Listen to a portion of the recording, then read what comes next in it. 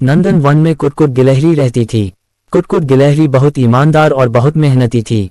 वह जंगल के राजा शेर सिंह के यहाँ नौकरी करती थी। शेर सिंह ने उसे 10 बोरी अखरोट देने का वादा किया था, इसीलिए गिलहरी पूरी लगन और मेहनत से अपना काम करती थी। शेर सिंह को खुश करने के लिए वो कई बार तो बहुत ज्यादा काम भी करती थी। उसे खुशी थी कि उसका मालिक उसे 10 बोरी अखरोट देगा जिन्हें वो मजे से खाएगी और सारी जिंदगी आराम से रहेगी। कुटकुट रोज समय से काम पे जाती और पूरा काम करके ही वापस आती। कई बार वो काम करते करते थक जाती थी तो सोचती कि थोड़ा आराम कर लूं, लेकिन फिर अचानक अखरोट का ख्याल आता तो वह फिर से काम में लग जाती।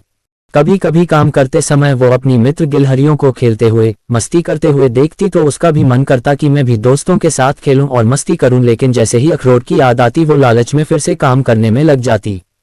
शेर सिंह कभी कभी उसे बाहर शहर भी काम से भेजा करता था।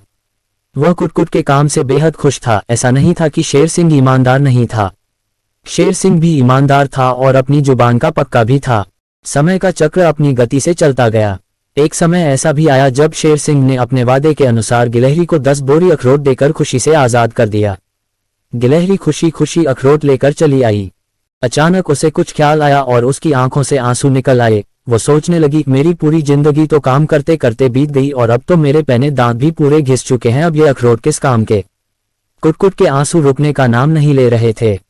दोस्तों, आज के समाज में कुछ ऐसा ही हाल हम लोगों का भी है। इंसान अपनी सारी इच्छाओं को त्याग कर अपनी जरूरतों को कम करके दिन रात पैसा जोड़ता है। वो सोचता है कि वह आगे आने वाले समय में इस पैसे से आराम और ऐश करेगा, और इसी चक्कर में इंसान ना जाने कितनी तकलीफें झेलता है, ना जाने कितने सपनों को अधूरा छोड़ देता है। लेकिन अंत समय में इंसान की आंखें खुलती हैं जब वो किसी लायक नहीं रह जाता। दोस्तों, ऐसे पैसे कमाने से क्या फायदा जिसको इकट्ठा करने में आपका पूरा जीवन ही खराब हो जाए और वो पैसा खुद आपके किसी काम का ना रहे। जीवन में एक बात जरूर याद रखना, समय से कीमती कोई चीज नहीं। इस दुनिया में ऐसा कोई अमीर पैदा नहीं हुआ जो बीते हुए समय को खरीद सके।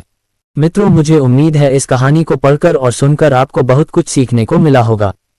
छोटी सी जिंदगी है यारो, हर पल का आनंद लो। अपनी बात नीचे कमेंट बॉक्स में जरूर लिखें और इस कहानी को फेसबुक और ट्विटर पर शेयर करना ना भूलें।